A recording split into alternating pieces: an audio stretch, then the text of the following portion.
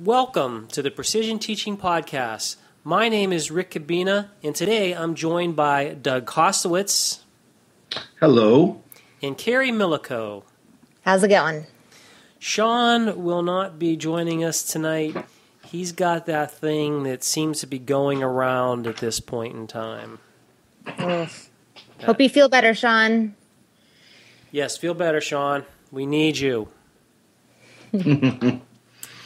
Let's start off with our first email question. And this email question is simple, straightforward, to the point.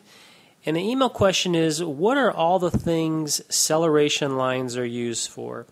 And this comes from Devon? Devon? Yeah, Devon? I would say Devon. Devon in Shaker Heights, Ohio. Shaker Heights, that's Cleveland, right? No clue. By Cleveland, I think it is. Doug knows. He's a fan of all things Cleveland.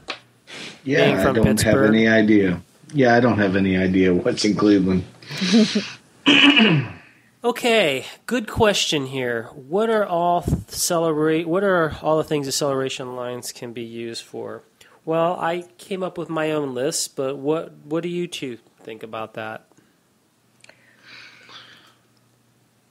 I wasn't sure kind of what direction this question was asking. Granted, it is simple and to the point. Sometimes I make those simple and to the point things a little bit more convoluted than they need to be. But I wasn't sure if, like, first, at the most basic level, you draw acceleration across, multiple frequencies across a period of time. So I'm not sure if he was saying, like, for what behaviors do you use acceleration lines for? And I would say anything that you're charting, any behavior has acceleration, whether you're charting it or not. But we can view it. We can see the acceleration when we're charting. And so, if you're stacking dots, if you're plotting dots on the graph, then there's acceleration there, whether you draw it or not.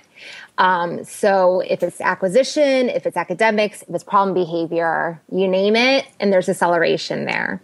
And I would say second, after you have acceleration lines, then you can use them to look at how quickly that behavior is either increasing or decreasing over a period of time. And you always want to report acceleration as per week or per that time period that you're evaluating.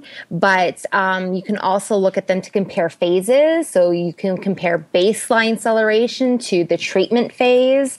And if you have aggregate data, you can stack accelerations and look at, make analyses that way. So I didn't know if Devon was looking at, what behavior do we use acceleration for, or how do you use the acceleration lines? So that would be my answer. Yeah, that's a good point. Doug? When I read that, I think I came across the same way. It's almost a question of what, if you can plot it, you can use acceleration. And with regards to behavior, if you can pinpoint it, you get acceleration. So if it's a question coming back to what is it out in the literature and how is it being used versus what can we at home charting use it for, those are two different kinds of questions. So if I'm looking in the literature, there's tons of behaviors that it's been used for. So I was following along the same lines that Carrie had, and given that you've already announced that you have a list, I would love to actually hear your list and how you interpreted this question. Greg? Okay, so Carrie hit upon, and both of you talked about some of the things that would be on part of my list, but I looked at it as this way. If you have acceleration lines, I see them being used in three main ways. When we collect data, if we're just collecting data, we can call that baseline, or we're doing some kind of intervention. And that's called a condition. And within a condition, the acceleration line is going to show you how fast something's changing. It can grow, it can decay, or it can stay the same. We put a number on that, and that number times 2 means 100% gain for the week. Divide by 2 means 50% reduction for the week. So that number one, within a condition, that acceleration is going to give us, it's talking about speed. How fast is this thing changing? Very valuable. Number two that it can do is within a quick condition, it can also project future change. This is very valuable if we have some goal. If you're doing a chart and you're collecting data, then you better have a goal.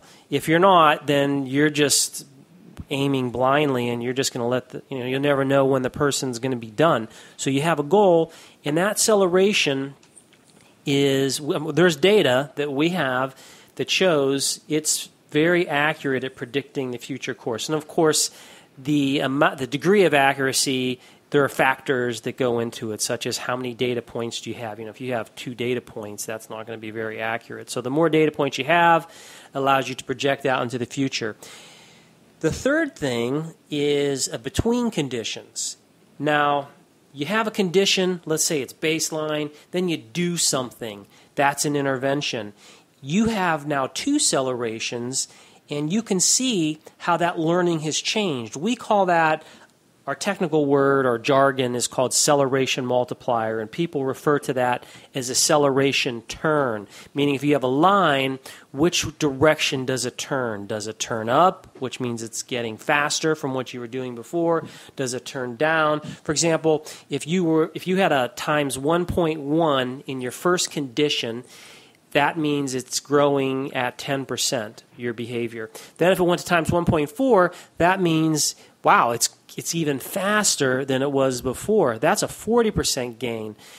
If you take the acceleration multiplier, that equals a times 1.55 turn up. So I see acceleration being able to accomplish 3 main goals, or maybe a better way to say it is it has 3 features. It's descriptive, it's predictive, and it's evaluative.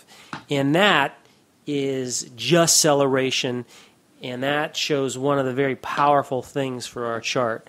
So when I read that question, I thought along those lines.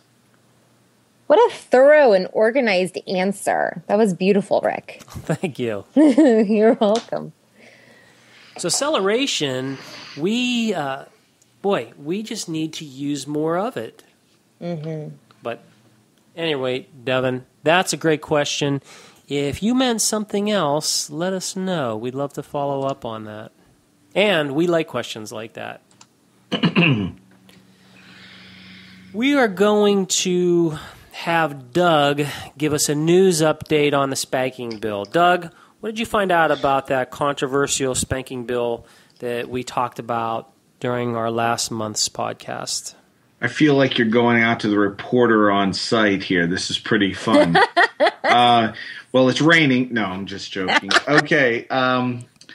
So we spoke last podcast about a bill that was going to operationalize the notion of corporal punishment in Kansas. And for better or for worse, the entire bill has been shot down. It was shot down in committee, and it said it will not get any type of hearing. And just as a reminder, the bill was supposed to, because corporal punishment is legal in Kansas.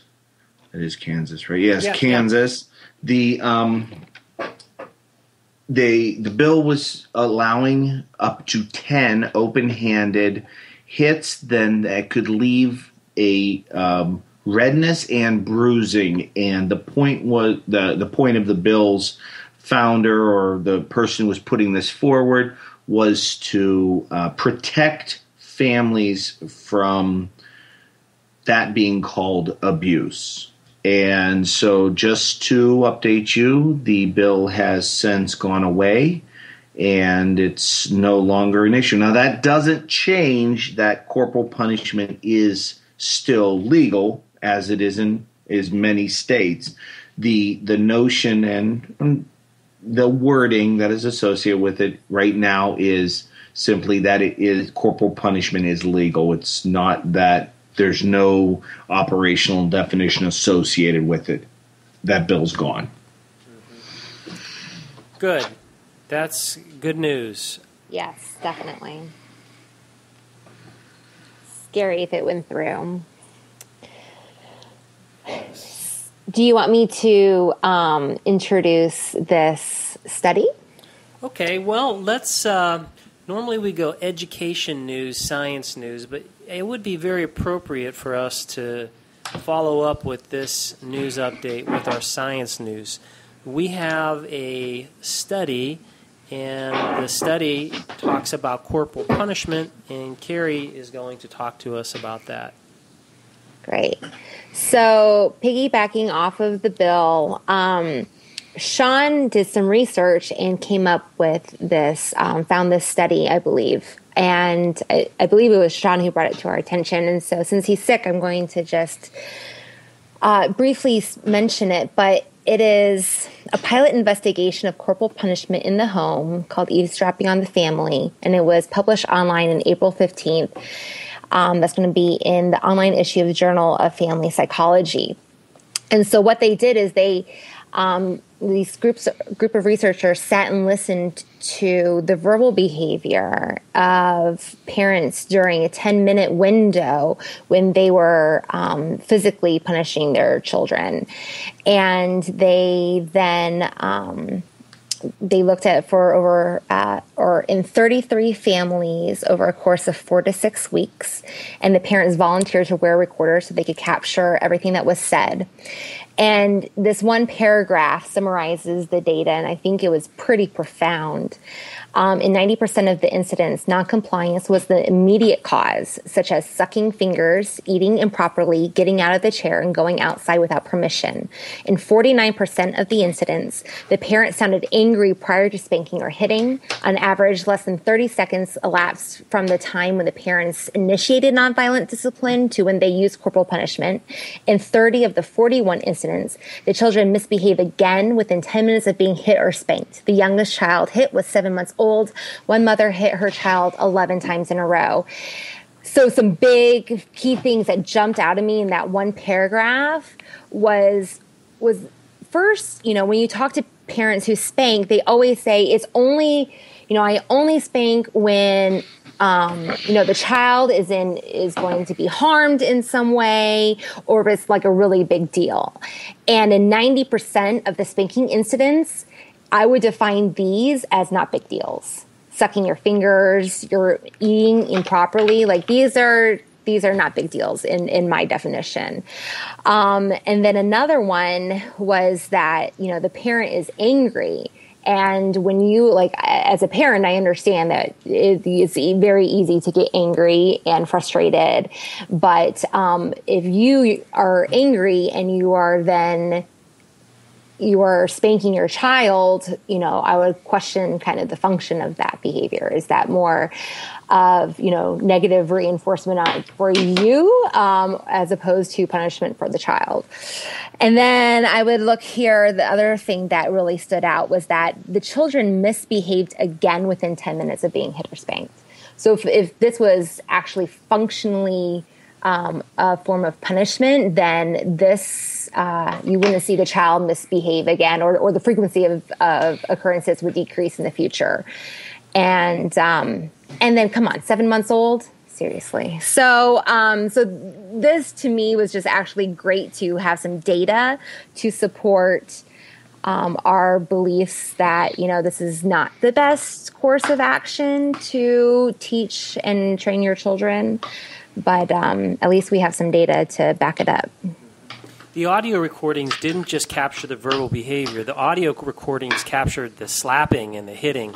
That's how they came up with these numbers. Oh, wow. Okay. And so they could actually hear. I wonder, could they measure intensity of that all? I guess that would. No, I don't think they could do that. But those statistics that you reported, someone hitting their kid 11 times in a row. That seems a bit excessive. Yes. And that's even beyond the definition that Doug reported that was in the bill, which was up to 10 times. So that even surpasses that very loose and liberal definition of spanking. Mm-hmm. The one thing that jumped out at me was the difference between self-reports and what they found in this study. In past literature, self-reports were people would say, oh, I spank about 18 times a year. This study found that the parents were spanking 18 times a week. Yeah. That means, I did an extrapolation, that means these parents are hitting their kids 864 times a year. So self-report, here's the difference. That's a 4,700% difference. So that would be like me asking you, hey, how much money do you have in your pocket? And you say, oh, I got $1. When in reality, you have $4,700 in your pocket. And, you would have to imagine that there would be, these parents are wearing microphones. So they know that they're being, they will be, evaluated on their spanking. And I bet you, without microphones, that frequency is probably higher. It's possible. Although, yeah, it's hard to say. You would think they're on their best behavior, but maybe after a while they just became habituated to the... Yeah. I mean, it was only 4 to 6 evenings, right? So it wasn't like there was a long period of time for habituation to set in. But, yeah, I mean, it's just... A couple things you didn't actually talk about, and go for it. 80% of these were all moms. 80% were married. They'd completed more education than the general population. 60% were white and worked outside the home, and the children averaged just shy of 4 years old. Yeah. So this is not they didn't go into difficult homes only. They didn't go into just wonderful homes only. This is at least somewhat cross-sectional. They probably tried to do some type of cross-sectional sample of the population, a very small sample, and it's preliminary, but it comes down to because it's happening more, people, it seems to me, one discussion point that I would point to is that they don't have a way to build or teach behavior effectively, nor do they know how to, because it's basically bred off frustration. They're responding not just to today's activity. They've probably started out with, no, don't do that, no, don't do that, and it moved to this down at the end. Now, that isn't shown in this. We don't know what data, we don't know how many times they were first reprimanded. They said nonviolent or non-corporal means were used for 30 seconds. We don't know how long in history this has actually been going on, but they just these interactions, they don't have another way of dealing with it. So it's troubling. I guess I'm not surprised. No. And it just doesn't, as you can see, it just doesn't teach the child on what the proper response is. It just knows not to do that. But yet again, is that even successful since the child misbehaves again within 10 minutes of being hit or spanked? That's a pretty good point right there. Well, and we don't know if it's misbehavior of the same behavior or they go on to another problem behavior. But I would say in both of those instances, it's still, like the child, again, doesn't learn the proper response. So then they move into another, inappropriate behavior.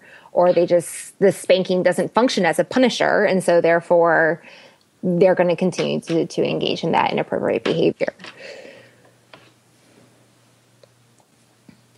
Yeah. I thought that this is a descriptive study. So they went in and they're just trying to get a handle on how often does this happen, under what conditions. They indicated that the parents were violating 3 of the 6 use guidelines for spanking. I tried to find what all 6 were. They just named 3. Spank infrequently, use spanking only for serious misbehavior, and use spanking only as a last resort. So those 3 were frequently violated. But I did go and, believe it or not, they have a WikiHow, and it says how to include spanking in your child discipline. And it's really interesting that they have these 11 steps on how to spank your kids. So they show how you hit them, when you should do it, and they try to say some nice things in here, like try to teach your child. Well, they say never harm your child, which is good. Don't use switches or implements or sticks. But still, this whole thing is about, if you're going to spank your kids, how to do it in a way that's not abusive, I guess. Right. I mean, which, okay, that's better than, just, free reign. Yeah, the child messes up, go and smack them, But and so two months in a row, we've discussed spanking. It does happen out there, and I think I can say for all of us that, well, I know I can say this for all of us, we know there are better ways than spanking. More effective ways where the child will be happy. I mean, let's face it. If you have kids, you're going to go through life and they're going to do things that are going to piss you off, make you mad. I mean, you can love the hell out of them, but kids do things, and it's just going to happen. And how you respond to that and how you parent those childs is going to end up defining who those kids become. And sometimes I think of, every time you hit your kid, you're hitting your grandkids, because that's exactly what they're going to do when they get older. And at some point, it's like you want to stop that cycle. So, okay, I don't want to belabor this issue. I like that, though. I like the you're hitting your grandkids. I think that's a really good. It gives you a good visual image. So this study is hitting it's getting a lot of attention because it's surprising that, as Doug pointed out, this isn't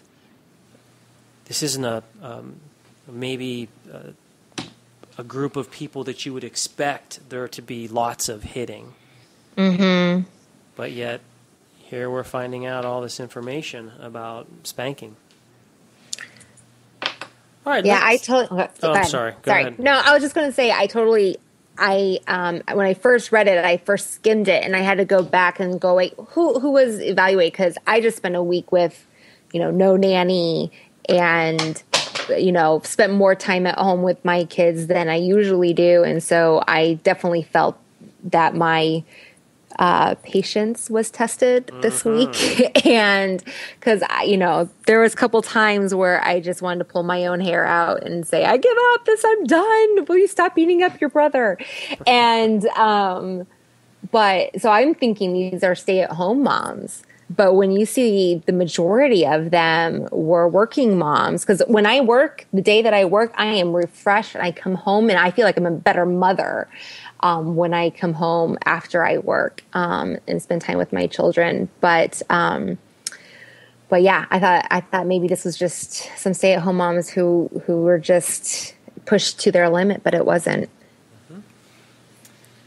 Okay, well, that we'll talk more about these. Well, maybe we'll look for some more exciting and upbeat news, but it's good to understand the science behind this, because while we might not like to talk about it and embrace the fact that there are parents out there who are smacking their 7-month-old kids, which is disturbing. It's good to understand the science and why these things happen and get a handle on them. Well, let's move on to our education news. Our story is, for this month, is some news about a South Miami-based charter school management company, and this management company is under federal scrutiny. I wanted to talk about this for a number of reasons. Number one is because it talks about charter schools. And for those of you who aren't familiar, or you've heard of charter schools and don't know what they are, charter schools charter schools compete with public schools. In the states, they vary from one state to one state, and the way they vary are so the public agencies that give authorization to create charter schools, that can vary from state to state. How a private school can convert to a charter school, that can vary. Do teachers need to be certified or not certified? All of these things vary state to state. But you will find lots of charter schools in states. And in fact, where Shawn worked in New Orleans, they actually have more charter schools in New Orleans than they have public schools. And yeah, it's interesting where charter schools are going. Some public schools and other people don't like charter schools because they thought that the charter schools would drive out. They're supposed to compete with public schools, and people thought that, the charter schools are going to steal all the good kids from the schools. But it turned out that. So this story, though, so that's charter schools. This story is talking about this for-profit company called, how would you say this? Academica. Yes, Academica. Academica? And what they do is they're for-profit, and they manage charter schools. Now, the problem is this Academica, they have a president of Academica. He founded an academy, which is a charter school. It's called Mater Academy. And he was on that governing board. So what they found was this guy has a conflict of interest, right? So they went in and saw that there are these 3 schools, and they are entering in this development. They're trying to enter leases with different development companies that are tied to this president of Academica. Another problem that they had was this academy hired an architectural firm. And guess what? That firm happens to employ this guy's brother-in-law. So the guy's name is Zula Teta. He's the president of Academica.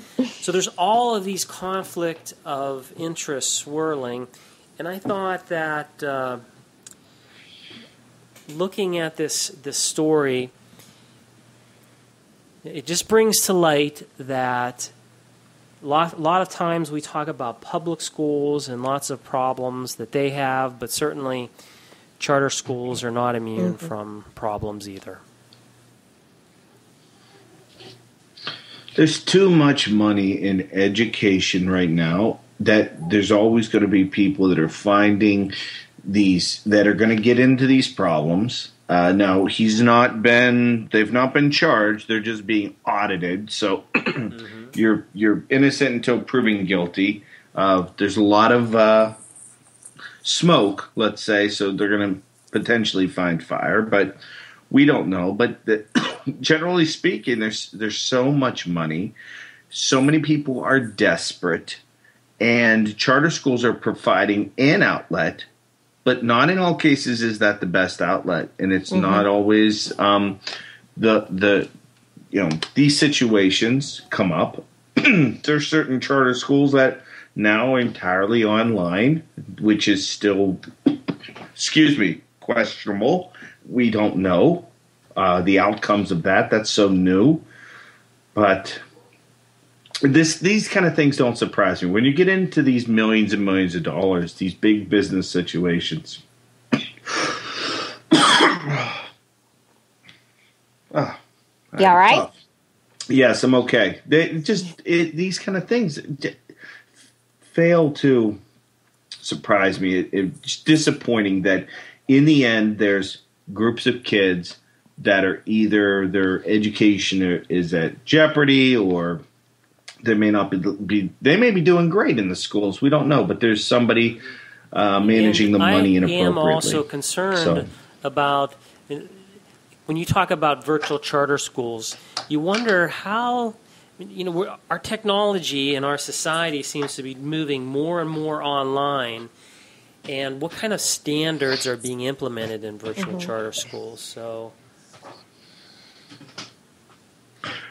I actually have my old calculus teacher is now the principal of the Pasco County virtual schools it's Pasco County. So, but it is a public school though. So, but it's just the public schools online version. So she's actually coming to our staff meeting this month and going to talk about how technology kind of, and education and standards and all that kind of stuff, and how they, how you can get quality education online, because we're very curious to find that out as well. But I think it's cool, and you're right. The trend is definitely shifting that way.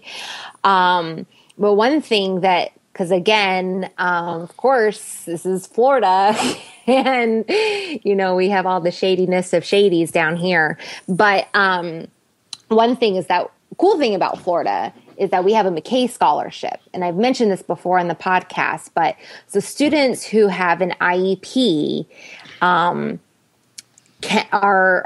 granted have this theoretical amount of money associated with their IEP, depending on how many services they get. And if in Florida, if your child with an IEP wants to go to a public school, wants to go to a different public school, a charter school, or a private school, that money follows them. So one thing that happens a lot of time in Florida is that private schools, even unaccredited private schools and charter schools, pop up all over the place because this is easy money for them to get.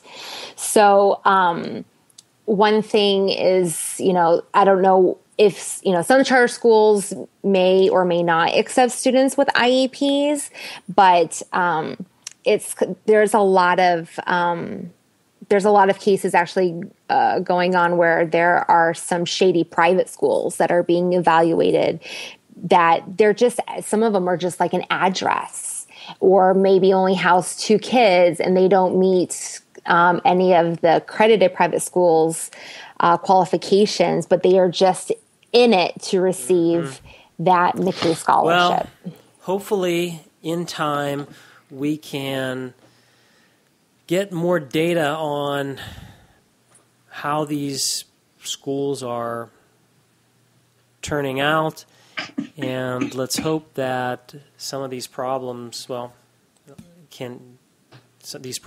can be remedied. When they asked, there's this one line in this story where they asked the Academica's attorney, they said, "Hey, what do you think about this potential conflict of interest?" And his response was to tout the charter school network academic record and commitment to students.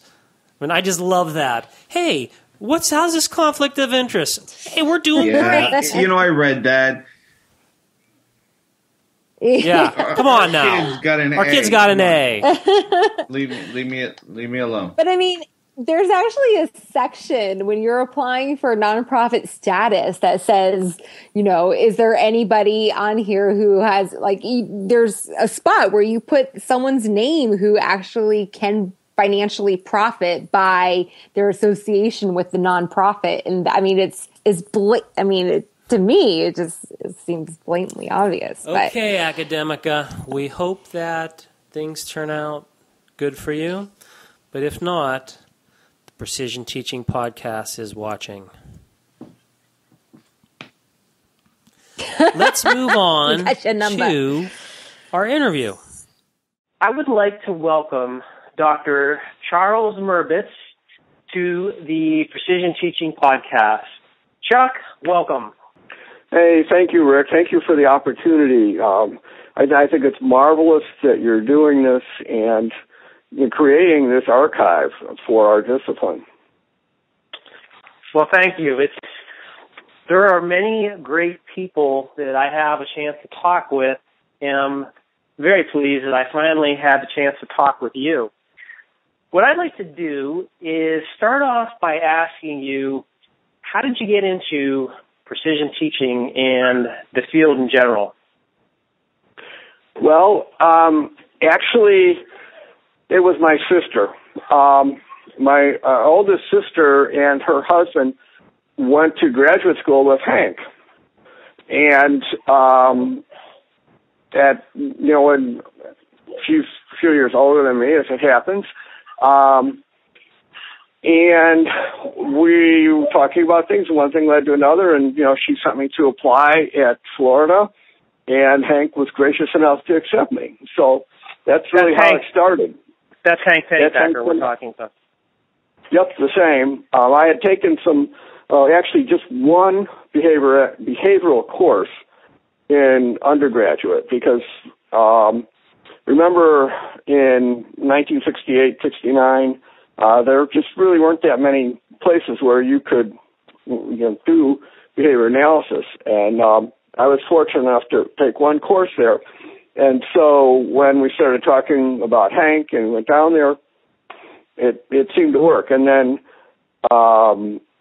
one of the first courses I took from Hank was his 421 class, which is basically his introduction to PT. And everything he said just made so much sense. It just like, oh, okay, well, this is how it has to work. And I never really looked back. Now, when you worked with Hank, your PhD would be in psychology? Yeah, actually in applied behavior analysis, but I also had, because at Florida at that time in the Department of Psychology, you could get an ABA degree. And I also had a secondary concentration in school psychology. Hank had the idea that he wanted to train two flavors of people, one flavor to go out and influence schools and one flavor to go out and influence the clinical world. And I happen to like schools, and I like both worlds, honestly, but managed to concentrate enough in the school world so that I had a recognizable concentration. And that led to my first job as a school psychologist.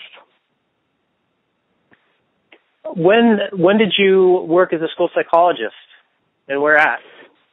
That was 75 to 77 in Highlands County, Florida. That's around Sebring. The district was based in Sebring, and I really learned ever so much at that job. It was really a wonderful experience. One of the things, just briefly, because I was pretty unsure about my training as a test administrator, because that was the biggest piece of the school psychologist job at the time, I started thinking about, well, how can I make sure that, my testing is really in line with things? And my county was very, very, very progressive, which meant that kids in special ed got tested about every 2 to 3 years. At that time in the South, you could find places where kids would get tested once, and then, you come back a decade later. But anyhow, my county was very progressive, and so we did a lot of repeated testing. So one day I went through the files, and I took a bunch of kids that I had done tests on who were old enough to have multiple testing experiences before me. So I'd have 2 or 3 sometimes tests by psychologists before I ever got to them. And I started plotting their IQ scores on a graph. And lo and behold, one of two things. Either we had this countywide epidemic of unrecognized and undiagnosed encephalopathy running crazy in the special ed kids, or when you put kids in special ed, their IQ goes down. Because every single case, like I did the first one, I thought, oh my gosh, I'm getting a much lower score than these guys. This is awful. But actually the guy before me got a slightly higher score and the guy before him got a higher score. And then as soon as I started doing a few more, it became abundantly clear that was the pattern. The IQ scores would go down. And it wasn't for lack of trying. The special ed teachers, I worked with them as much as I could. They all tried very, very hard. They did the best they could. but the circumstances were just not arranged to allow them to help those kids thrive. So that was kind of a distressing experience. That's interesting. Isn't IQ supposed to be a stable trait? Yep, sure is. That's why I said either we've got this, countywide encephalopathy that's, driving everybody's IQ down, which you can get. I mean, there's certain, if you think about, for example, a very slow-growing invasive tumor or something like that, depending on where it's located, obviously you can impact, those functions. You wouldn't typically find a general impact, I don't think. Well, anyhow, if the scores are going down, something's happening. And that something is not in the theory. The theory is that you've got an IQ that is, kind of the intersection of your genetics and your environment, but certainly supposed to be stable over the years, given that you have relatively normal experience. Now that's the theory, and I'm not a strong defender of that particular theory, but the way the testing is done, as you know, I mean, for all of the flaws of that system, the folks are usually really careful to get a pretty wide spread, in the population, so that as a statistical cross-section, it does make a certain amount of sense. It's just that when you use it to track the kids, as I used to write in my reports, is that, this child has a, score, you have a 2 out of 3 chance of having a score within 5 points of this, and therefore it's incumbent upon the teachers to increase their efforts, because we've obviously got to teach this child faster so that he or she can catch up to his or her peers. I mean, that's really what it means. If you have a low IQ score for somebody in school, it means you've got to teach them faster. So here you are.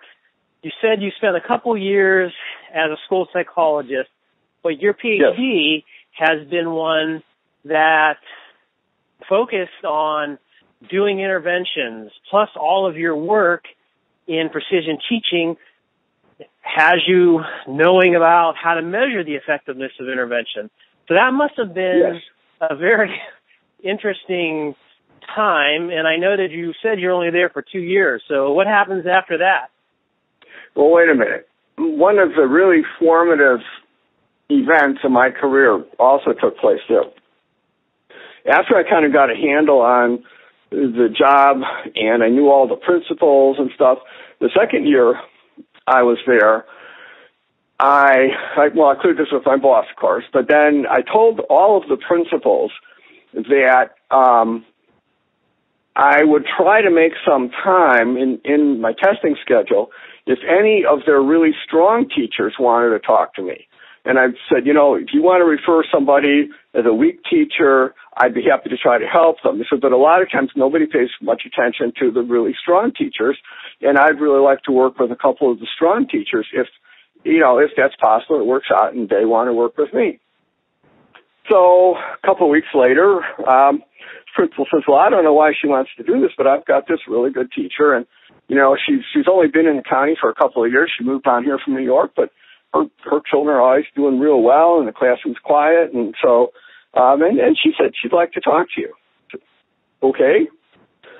So we were lucky that school was very close to the central office, and so it was relatively easy for me to stop by, 2 or 3 afternoons a week, 15, 20 minutes, and talk to this first grade teacher about what she was doing with the little munchkins and precision teaching.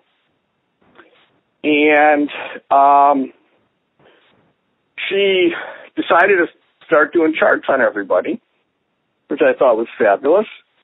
And she's, working well with the kids, and we're looking at the charts, and, I'm telling her, you have to have the kids chart, and she's saying, it's just too much trouble to do that because their dots are too big because their fine motor isn't good enough yet. And it's easier for me just to do the charts. And she had gotten a divorce and moved down to Florida and really just wanted to, put her life behind her, her past behind her, and throw herself into this. And so it was kind of a good opportunity for both of us because she didn't have to go home and watch TV every night, and I'd give her something to do and something to think about, and she could also take it at her own pace. Any week that she didn't want to see me, she'd just tell me, don't come by next week or only come on Wednesday or whatever. So it worked out real well. So we go home for Christmas, and, as we go home for Christmas, I'm like, wow, this is the best classroom just a minute, this is the best classroom in the whole county. I mean, the kids are happy. They're doing timings. They're really rocking along. Those charts look great. And I was just really ecstatic. Came back after break and reviewed all of her kids' charts. And it was abundantly clear that we would have, first let me back up just a second.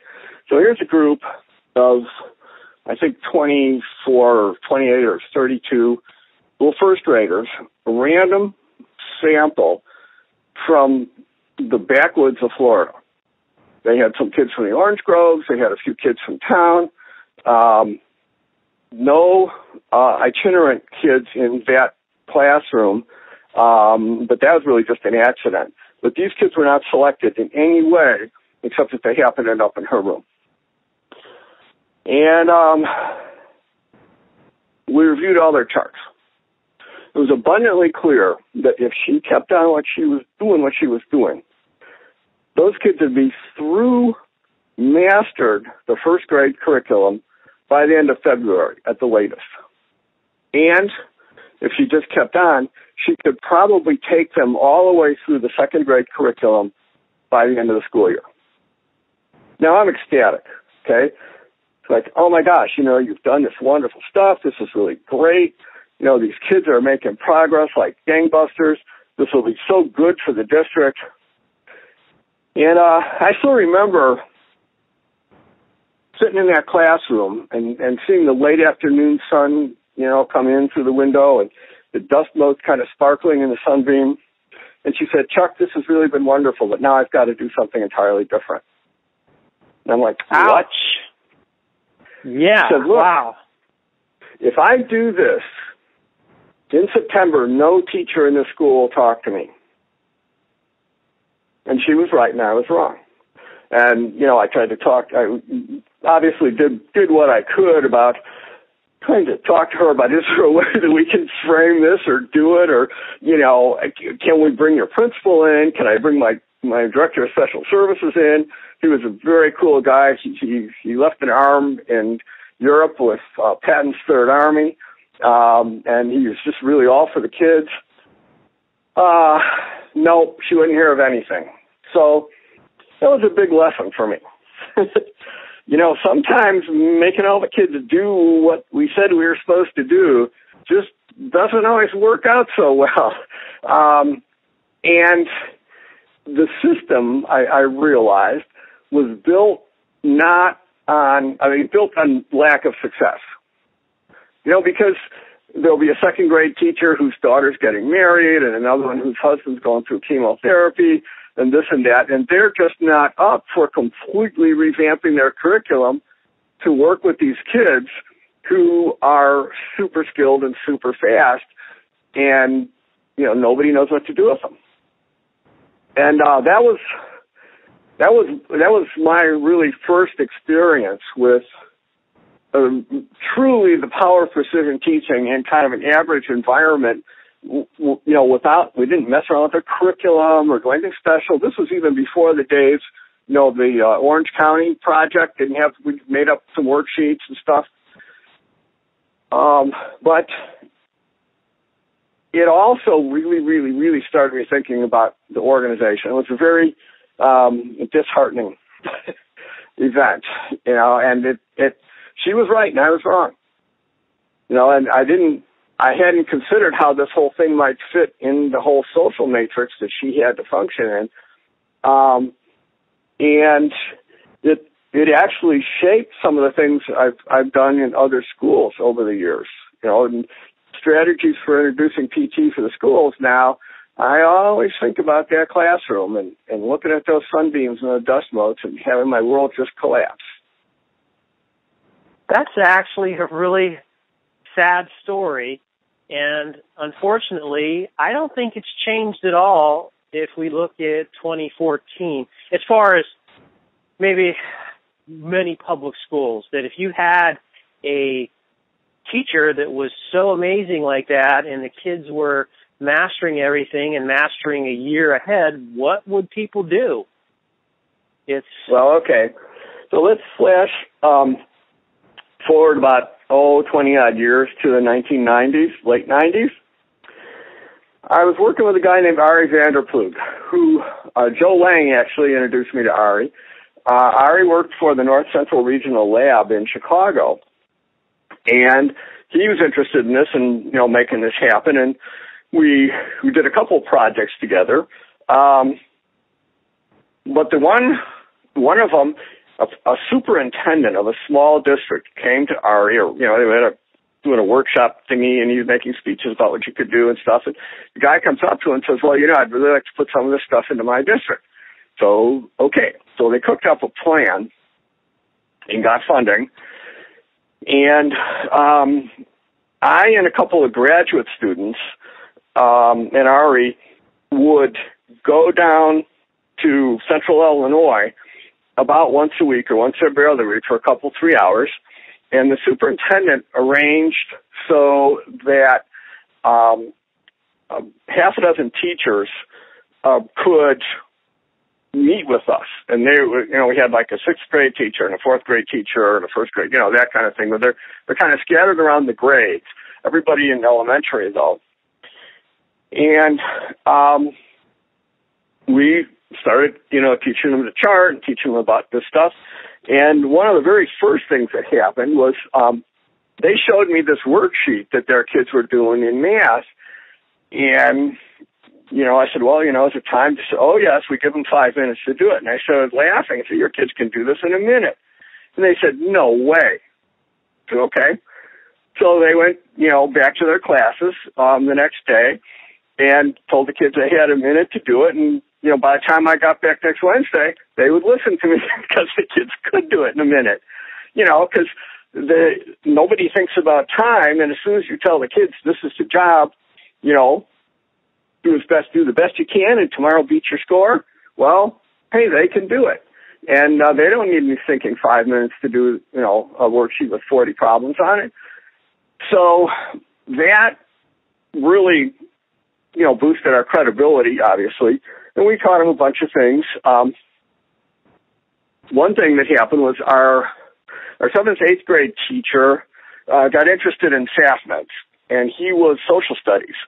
And so he wrote up a bunch of SAFMEDs, and he had people doing SAFMEDs for the Constitution and government units that are required by Illinois law every place. And so, one time he said, you really got to come by and see my kids and, a special trip. So, okay, fine. So I did that. And he had this one little girl, cute little girl with pigtails, who ripped off those SAFMEDs at 121 a minute.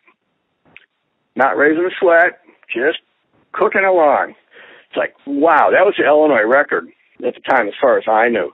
And I couldn't believe it because they weren't really well-tuned SAFMEDs like I had. But they were short answers, and she knew them. So that was a lot of fun. And we had other teachers doing other stuff. I kind of failed with the 1st grade teacher because I couldn't get her, make her kids, drop the dots. But hey, what the heck. So everything was going great. And one day we go down there and we have a meeting, and the teachers say, Chuck, this has been great, but we got a problem. Problem is that there was a school board member who was a little feisty, and superintendent tried to fire a janitor, and a school board member didn't like that, and they got into a big fight, and the superintendent quit, and we've got to stop doing everything like this. It's like, what? You just went through government in 2/3 of the time that you had allocated for this. You realize what kind of a savings that would be, for effort across the whole, what else you could do with the kids' time if you had an extra 1/3 time. I'm sorry, it's too bad. If we're doing something different, we got a new superintendent, the first thing that's going to happen is that person's going to look around for somebody to make an example of to make sure everybody knows that the superintendent's really in charge. And we don't want to be sticking out, above the other dandelions when that happens. I said, okay, folks, no problem. You live here. We had it set so that this district, would really work and really shine. And we did, but, things happen and, bless you and, call me back if things change. Which, as it happens, they didn't. So, it's kind of funny to have a failure in the 70s and then replicate that same failure on a grander scale in the 90s, but hey, what the heck. In each case, the kids did better, and it's a failure in one sense that it didn't impact the system, but it's success in the other sense that those kids are better off, So, yeah, it's the system. And I was even reminded of this at the PT conference in Chicago in 2012. I was talking to my son about that, and he was saying, you shouldn't be bummed out about all the people that you've talked to that they don't use the chart. So what you ought to do is you ought to tell people about frequency. And if the teachers can have the kids do frequency and write down their score and try and do better, things will be so much better on a broad scale. And you can then, anybody else, who wants to kick things up to a couple of more quantum levels higher, you can teach them the chart and stuff. But you ought to look at step one in precision teaching is frequency. And if you can get people to use frequency, you've made a huge impact. And I think he was right. I never thought about using frequency as step one in PT, but it really is. Yes. I was thinking, I had two thoughts that I was juggling there at the same time, but you're right. That is step number one, because everything that we move forward with in terms of other decisions is based on frequency. Yes. But that brings me into a nice segue into my next question. The first time I became aware of your work, this maybe this is just me, but probably other people too, is your work that you did in rehabilitation. And of course, there's the segue, you brought frequency into the rehabilitation world. Can you talk about how you made your transition into working with rehabilitation, assistive technology, and how you ended up there? Sure, that's easy. So I was unhappy in the school district, and I was telling Hank that I was unhappy, and he's like, well, okay. And then he gets a call from Jacksonville State University in Jacksonville, Alabama, and they're looking for somebody to start a learning center. And he said, well, I've got just a guy for you. So we moved to Jacksonville, Alabama, and that was very convenient personally because my wife could take graduate classes at Emory. It's only 120 miles away over the mountains, right? But the nature of graduate school is it's possible to do that. And I was at JSU, and that's where I met Bill Paglia, Claudia McDade, Chuck Olander, a bunch of folks there. So my first problem was I had to figure out how to select faculty members to work with PT. And Henry said, well, just look for the high-rate performers who are sideways in the chute. Makes perfect sense. So that's what I did. I recruited the faculty members who were kind of, they're competent and worked hard, but they're kind of out of favor with the administration. And that worked out really well. I was working on a grant that they had gotten, which expired in 3 years. And so after 3 years, I had to leave JSU. And one of the things I had done at the University of Florida was work with Mark Goldstein and Frank Perez and a few other folks at the Veterans Hospital on a community reentry ward for alcoholic World War II veterans. And they had 2 programs going there, the social contact program and the job-seeking program. And so I just did the job-seeking program for alcoholic World War II veterans, and lo and behold, I got a job in Chicago. And that was a temporary research associate 6-month job, but on the strength of that, we moved back to Chicago. And the wife was pregnant with our second child and wanted to get back, close to family. And it was, the best option we had, so we did it. That's how I got into rehabilitation, really, because the job was at the psychology department of the Rehab Institute of Chicago, which was part of Northwestern University, and the guy who was the director of psychology had the notion that learning had something to do with rehabilitation, and so he wanted to hire a specialist in learning, and I turned out to be that person. And so, I went there and, started looking around. They wanted me to work with people in spinal cord injury, and so I had basically 2 options. They would let me either work with urinary tract infections or pressure sores. So I chose pressure sores, and I don't know, the rest is history. But that's how I actually got in there. At that time, that was 1980. The Rehab Institute was very well funded, and they basically just funded me out of spare change for 3 years until I got my own, or actually 2 years, till I got my own grants there that supported me. The thing about pressure sores that makes them so wonderful, I don't know if listeners have ever thought about this, but you get a spinal cord injury, one of the problems is you lose sensation below the level of injury. And so you're sitting in your wheelchair and you're doing this and you're doing that, but you're not moving around. And so your ischial tuberosities, your sitting bones, are pressing down on the flesh of your bottom, always in the same place and cutting off the blood supply. And if you don't move, then you get, first it turns red, you have about 5 grades of pressure sore, and if you don't take care of it, it can be fatal.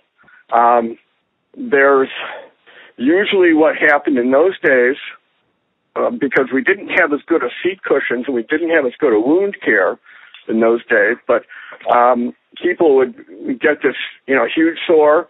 Then you'd have to basically lay on your tummy for 3 or 4 months while the thing cleared up. You couldn't work anymore. You had to go back in the hospital. And that skin area, that whole area was then much weaker, and you're very much high probability of getting another sore in that same place. I saw a chap, for example, that had both legs amputated, and basically amputation of everything just a little bit below his navel because of pressure sores. The sores were costing, in those days, $75,000 to $100,000 in surgical cost when you showed up with a decent sore. So it was a big deal. And the other nice thing about it is that the way you prevent it is, if you're a paraplegic, you grab the handles of your wheelchair or your wheels and give yourself a little bit of a lift off and just hold yourself up in the air for a few seconds and let the blood go back into your bottom. And then you set yourself back down, and you're supposed to do that once every 20 minutes for the rest of your waking life. Now, that's a wonderful thing as far as the behavior analyst is concerned, kind of because nobody is going to argue that most people are too stupid to learn how to do it. And so you kind of clear away all the debris right there. It's like, okay, they can do it. Now what? And the other wonderful thing about it is that because folks were using wheelchairs, that meant they had a ready-made equipment rack that I could hang equipment on to account their pressure relief. And so that was a lot of fun. I mean, I actually worked also in brain injury with a speech-language pathologist. I'll get into that a little bit later. But the pressure sore thing was about half of, my professional life for 12 years, actually. And at that time, computing was in its infancy. I got some what are called pocket computers from Radio Shack, which looks like a giant calculator, which would live for about roughly 48 hours on one battery charge if you didn't stress them too hard.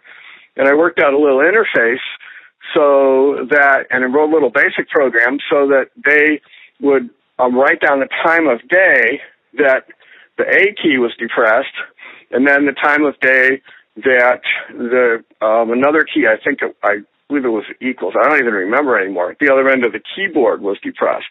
Let's see, I think it was A. I think it was A and no, it wasn't L. A and colon or something. Anyhow, I had a little rocker arrangement set up with a little plastic bag and a bigger plastic bag under their wheelchair cushion. So they'd sit down in the big plastic bag, the air would go out of that into the little bag. The little bag would force up, the rocker against its spring. It would depress the A.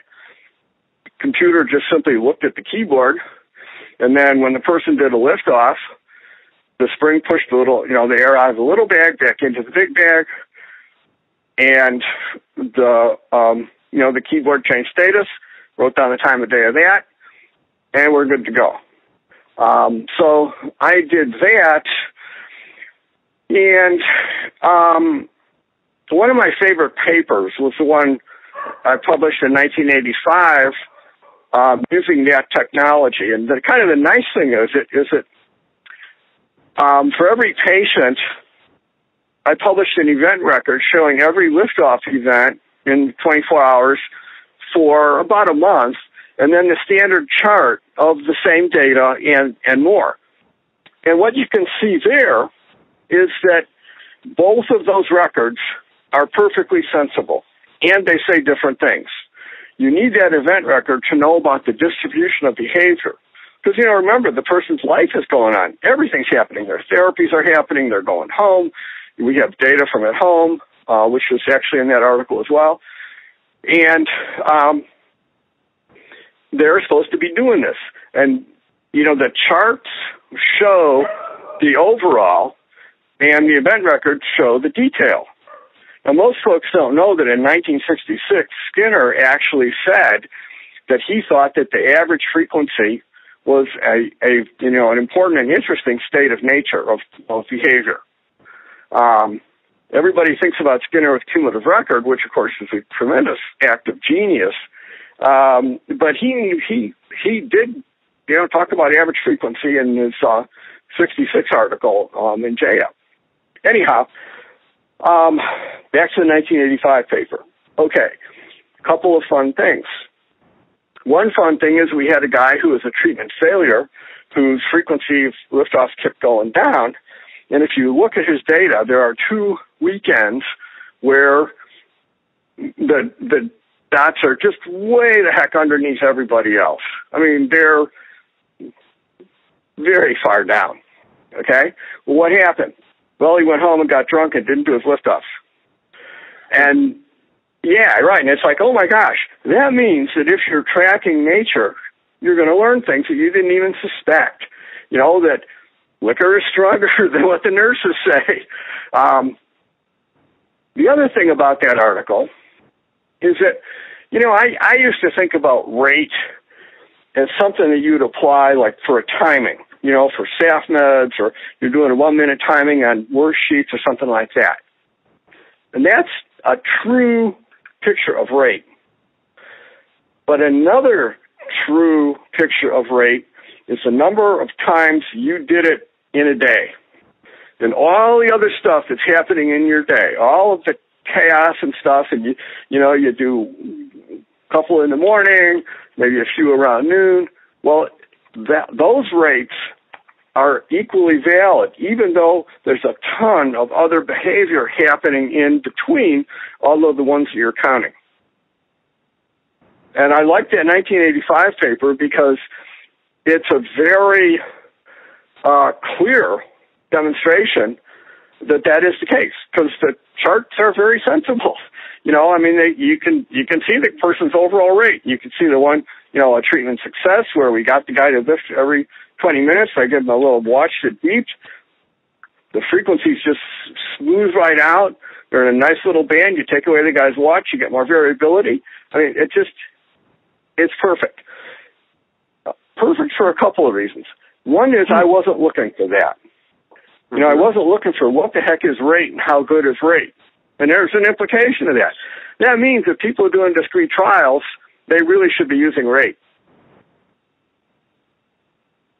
Because there's really no difference between a discrete trial and a SAFMEDS or a worksheet, except that the person who's the technician or the clinician is introducing some other stuff in there, and you're contributing to the variability. But honestly, I can't look at a person doing SAFMEDS and know that they're not doing something else at the same time. People are pretty fast, and they can do, you know, multiple things quicker than I can detect, you know. So anyhow, I really like that 1985 paper because it really says something fundamental about rate as a dependent variable that I think our field of behavior analysis has really lost. You know, NEFPT hasn't lost it, and certainly Abigail's papers on counting thoughts or the people doing fetal kicks and stuff, those things all support overall rate as Skinner would say, you know, interesting state of nature. But as behavior analysts, you know, they tend to talk about, you know, other variables, you know, magnitude, duration, percent, and stuff like that, which I find to be much less useful. Mm-hmm. Let me ask this question. You have had a number of publications that expound the use of rate. In fact, if we had more time, I'd really would have liked to talk to you about your, what I consider a famous paper where you talk about ordinal skills and misinference. But I'd like to ask, yes. Well, let me give you a tidbit about that. A couple of years ago, somebody I had no clue did a review, and my wife and I happened to be writing a chapter, and so she ran across this. Apparently, that's the 23rd most cited paper in rehabilitation medicine. Yeah, it has a very high impact factor, too. Yeah, duh. And I saw an editorial in 2012 in one of the medical journals that said, you know, we're still not doing this. Why not? Pretty funny. So go ahead. So my question is, when you speak to a variety of audiences, you have experience with teachers, with all people who work in schools, such as school psychologists, speech therapists. You also have worked with people who are in rehabilitation, vocational rehabilitation, and you also can speak to people who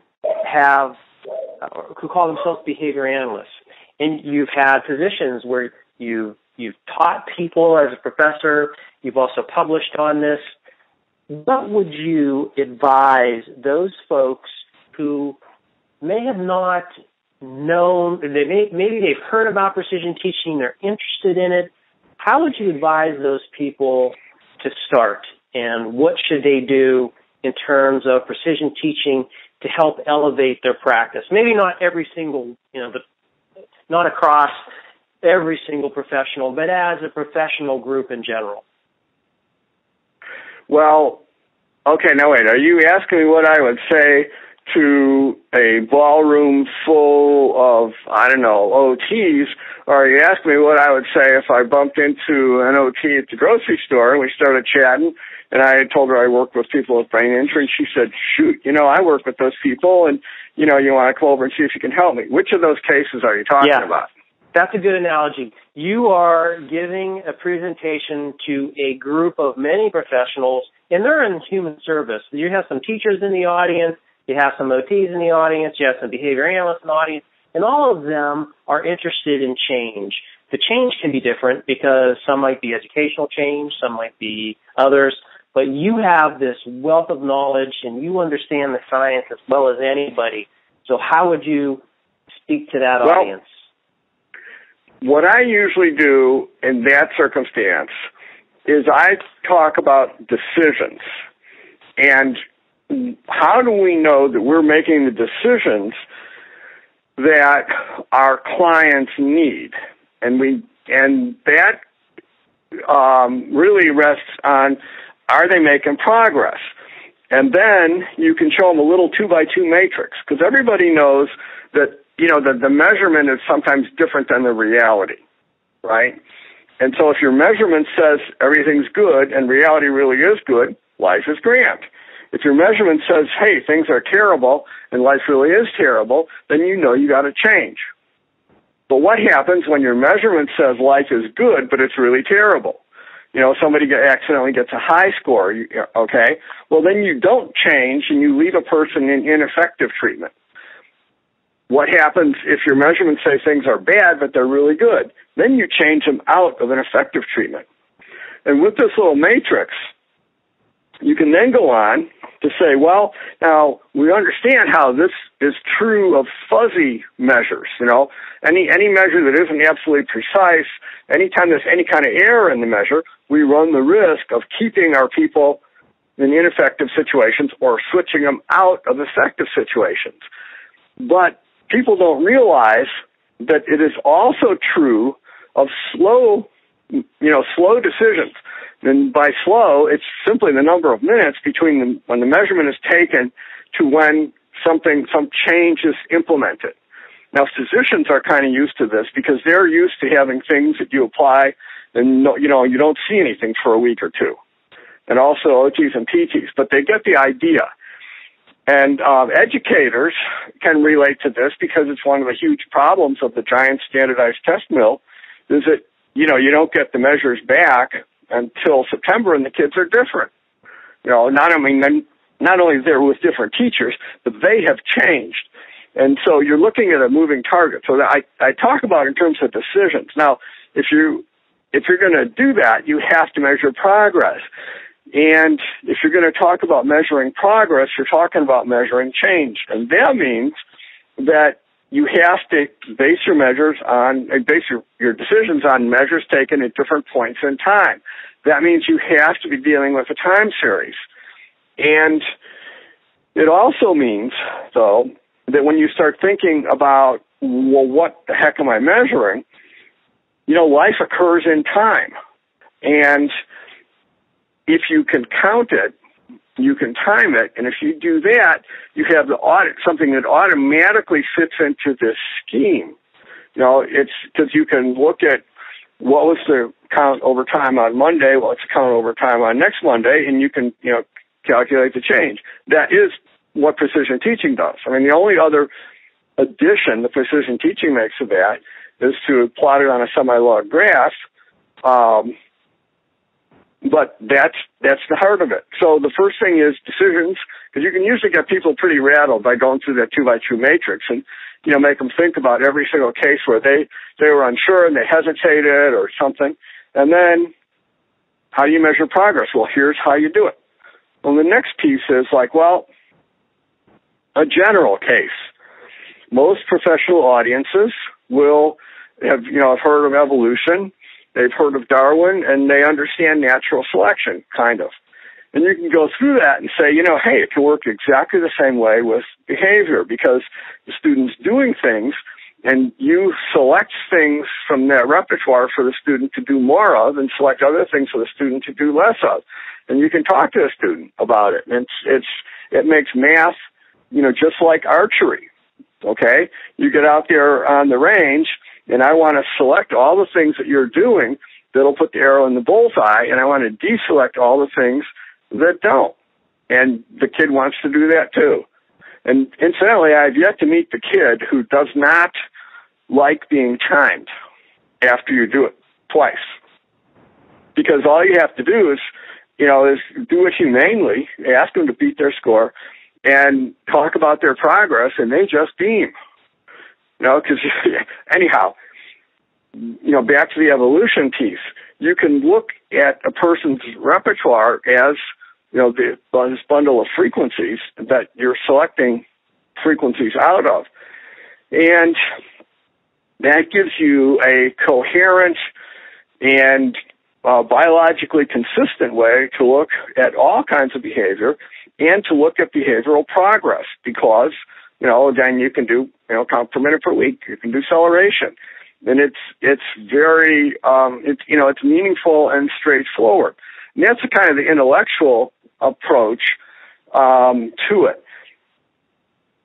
It's not been very useful for me to do too much of that, except to talk about it with people who already, who kind of already know it.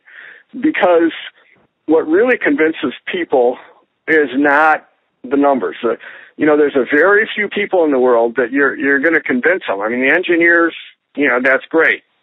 But everybody else, you convince them with stories, not with numbers and data.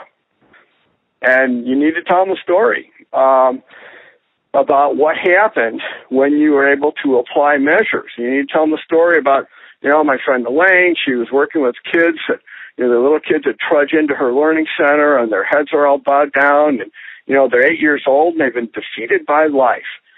And she does a couple of timings with them. She talks gently with them. She talks about their progress, and they go out and they're a little happy. And the second time when they leave, they're skipping and they're telling Mama they want to go back. Can I go back, Monday instead of Wednesday because I like working with Miss Elaine?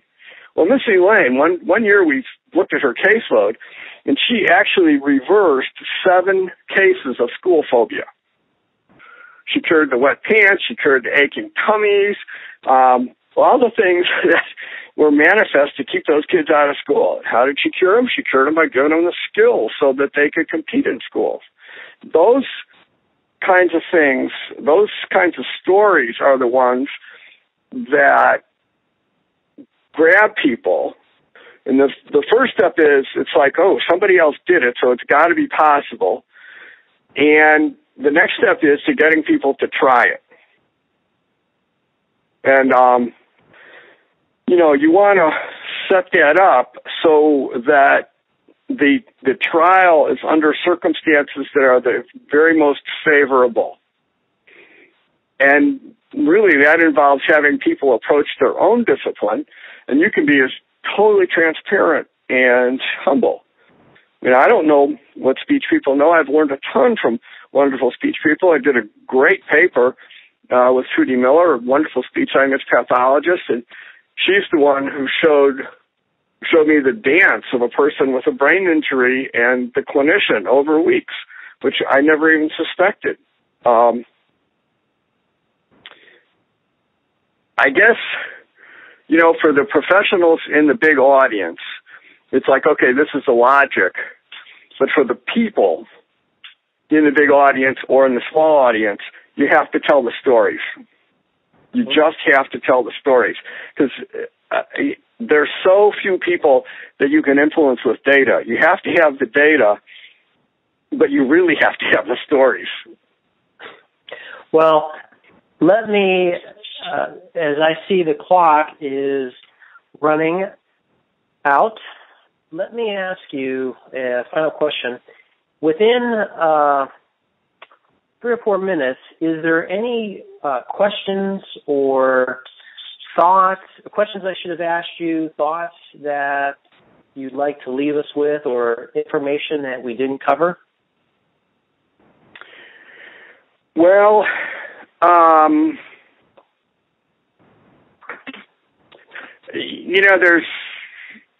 there's more stories,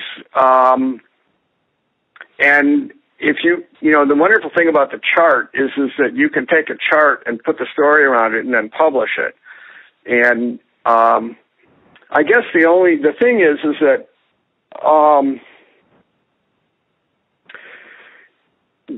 doing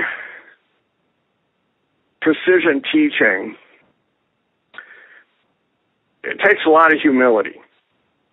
I mean, approached properly, it's a real humility thing where your subject matter is teaching you, and the inventions we have, behavior analysis, selectionism, radical behaviorism, rate, the chart, the cumulative record, they're all just lenses with which we can view humanity and try to learn what things help people grow, or as it were, don't. And I think there's ever so many more discoveries out there than we've done already. And we've done some wonderful stuff. The whole component composite structure of behavior is just staggering. It's revolutionary. I mean, hey, you think about it. How do you get a new behavior? Well, you can tell them to do it, you can model it, you can shape it, or you can build the components. My Lord, that's a tremendous innovation. It's you're not adding another arrow to the quiver there. You're giving them a machine gun. I mean, it's just well. But you think about it. It's a whole new modality for adding to someone's repertoire. Mm-hmm. That wasn't there before PT. Wasn't there before Eric Houghton. And I guess the other thing is that one thing about Ogden. Ogden is president of HABA, Ogden is Skinner's student, Ogden is this eminent person in the field, but a freshman, a high school student, could walk up to him with a chart and he would stop everything and look at the chart and try to learn from it and, engage that person. Ogden reversed the normal social structure of an academic organization. Where you pay attention to people, the more degrees they have, the more attention they get. Well, no. It's the more data. And it's giving the respect to anybody who will put the work into trying to look at the world honestly with this data thing.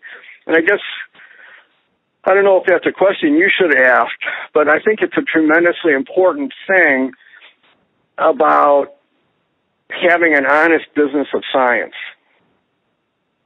And a productive one, especially working with people. So I know we're out of time. Sorry, I would like to tell you about Trudy Miller and the guy with brain injury, but hey, there'll be other times. We will definitely have you back as a guest. Your answers have been very insightful, and all of your contributions. I could now convene my cue to be very effusive and gush, but I'll save that for when I see you next in person. Let me thank you on behalf of the audience for your time and for joining us at the Precision Teaching Podcast. Well, Rick, thank you for doing this. I think it's a wonderful thing. I never thought of doing anything like this, and you started this, and I thought, oh my God, how brilliant is that? What a great thing.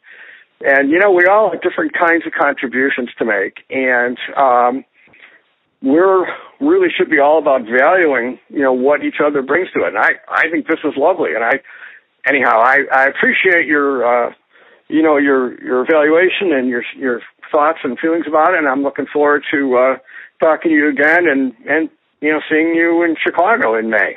All right. Thanks, Chuck. Very good. Okay. Have a great weekend. Well, that was another thoroughly excellent interview. We would like to thank Dr. Chuck Merbitz for his time. And that brings us to the end of the show. Well, podcast crewmates, any words of wisdom before we say goodbye? Good call. Clean up your act, Florida. I ask this question almost every podcast, and you two never have much prepared. Got to get on your game here. I know. Next you're month, right. I'm going to ask the same question. I want some clever little witty reply. Okay. On behalf of Doug Kostowitz and Carrie Millico, I'm Rick Cabina, and thank you for listening to the Precision Teaching Podcast.